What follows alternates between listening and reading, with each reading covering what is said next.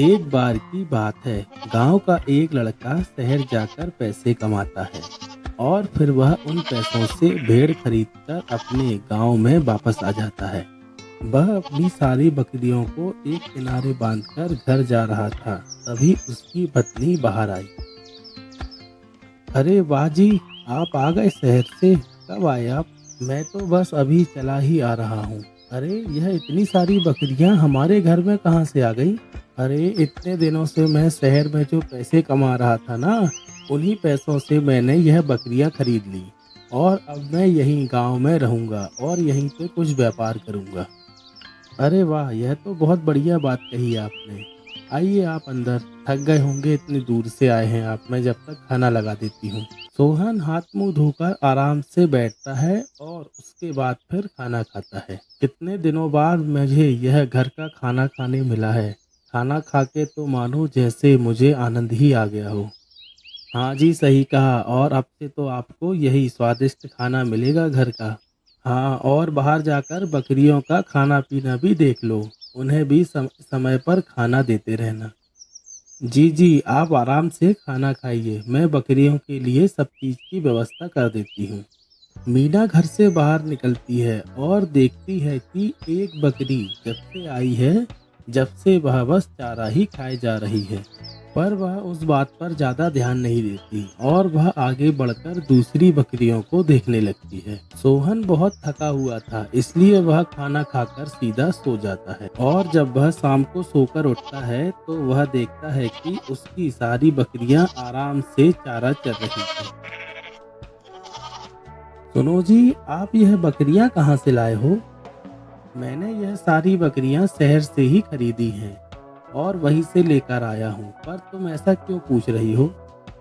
इनमें से जो एक बकरी है ना, जो इस साइड खड़ी है, उस बकरी का तो मानो पेट ही नहीं भर रहा है। वह सुबह से बस चारा खाए जा रही है, खाए जा रही है।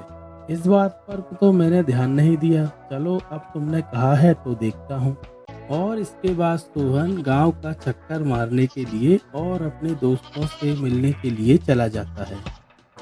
इस राज्य के महाराज पूरन सिंह को जानवरों से बहुत प्यार था और वह सभी जानवरों को बहुत प्यार से रखा करते थे। मंत्री जी, आप इस बात का विशेष ध्यान रखें कि कोई भी किसान अपने पशुओं से ज़्यादा काम ना ले, क्योंकि यह किसान अपनी ज़्यादा आमदनी के लिए जानवरों से बहुत मेहनत कराते हैं, जिनसे वह जानवर बेचारे बहुत परेशान होते हैं। इस बात का आप विशेष ध्यान रखें। जी जी महाराज, आप बिल्कुल भी चिंता ना करें। इस बात का ध्यान तो हम भी बहुत अच्छे से रखते हैं कि हमारे राज्य में किसी भी जीव जंतु पशु का कोई भी कष्ट ना हो। महाराज को पशुओं के प्रति बहुत लगाव था और यह चीज राज्य के हर व्यक्ति भी जानते थे कि महाराज को पशुओं से बहुत प्रेम है। सोहन सुबह उठता है और वह अपनी बकरी को देखता है जो अभी भी घास चर रही थी। अरे मीना तो बिल्कुल सच कह रही थी। मैं जब से इस बकरी को लेकर आया हूँ, यह तो बस खाए ही जा रही है। यदि ये ऐसे ही खाती रहेगी तो मेरे खाने के लाले पड़ जाएंगे। देखा जी, मैंने तो आपको पहले ही कहा था कि आप जब से इस बकरी को लेकर आए हैं ना, तभी से यह बकरी बस खाए ही जा रही है। ऐसे में तो हमारे ही खाने के लाले पड़ जाएंगे, हम तो कंगाल हो जाएंगे। हाँ हाँ, तुम्हारा कहना तो सही है, पर अब हम इस बकरी का क्या करें? कहाँ ले जाएं इसे? हम इस बकरी को ऐसे ही छोड़ नहीं सकते और यदि जंगल में भी छोड़ोगे आप तो यह घूम फिर कर वापस यहीं आएगी। इससे अच्छा तो यह है कि इस बकरी को ले जाकर आप महाराज के पास जाइए। वह पशुओं से बहुत प्रेम करते हैं और हो सकता है वह इस चीज का हमें कोई हल बता दे या यह बकरी अपने पास रखे। हाँ, यह तो सही कहा तुमने। मैं इस बकरी को ले जाकर महाराज के पास जाता हूँ और उन्हें अपनी सारी समस्या बताता हूँ। वही इस बकरी का मुझे कोई उचित उपाय बता पाएंगे। अगले दिन सोहन अपनी बकरी को लेकर सीधा राजमहल में पहुंच जाता है। अरे भाई रुको, कौन हो तुम और यह बकरी लेकर कहाँ घुसे पड़े हो? पहले तो तुम्हें कभी इस राज्य में देखा नहीं। कौन हो तुम? अरे भैया, मैं इसी राज्य का हूँ और पास के गांव से आया हूँ। महाराज को यह बकरी भेंट करने के लिए आया हूँ मैं। सारी जानकारी देने के बाद सोहन महाराज के पास राजमहल के अंदर मिलने जाता है। अरे भाई, कौन हो तुम और यह बकरी लेकर राजमहल के अंदर क्यों आए हो? क्या समस्या है तुम्हारी, बताओ। महाराज, मैं आपके ही राज्य में रहने वाला एक नागरिक हूँ। मैं पहले शहर में काम किया करता था और वहाँ से मैंने जो पैसे कमाए हैं उन्हीं पैसों से मैंने यह बकरियाँ खरीद ली। और मेरी समस्या महाराज तब बढ़ी जब मेरी यह बकरी का पेट ही नहीं भरता। महाराज, यह सुबह से शाम तक बस घास चरती ही रहती है और इसके लिए महाराज मैं अब चारा नहीं पहुँचा पा रहा हूँ और इसी समस्या लेकर मैं आपके पास आया हूँ। अरे, यह क्या कह रहे हैं आप कि इस बकरी का पेट ही नहीं भरता? यह अचंभा तो हम पहली बार सुन रहे हैं। जी महाराज, और मुझे इस बात का कुछ उपाय ही नहीं सूझ रहा है, इसलिए मैं इसे आपके पास लेकर आया हूँ। ठीक है, तो आप इस बकरी को एक दिन के लिए राजमहल में छोड़ जाइए। पहले हम इसे देखेंगे और उसके बाद हम कुछ निर्णय करेंगे। और इसी के साथ सोहन अपने घर के लिए निकल जाता है। और अब वह बकरी सैनिकों की निगरानी में महाराज के खेत में थी और वह बकरी दिन रात बस घास ही चरती रही। अरे भाइयों, यह कैसी बकरी है? इसका तो मानो पेट ही नहीं भर रहा है। सुबह से शाम हो गई है और यह बस चरे ही जा रही है। हाँ हाँ भाई, कहा तो तुमने बिल्कुल सही है। अब चलो हम महाराज को चलकर सारी बात बताते हैं।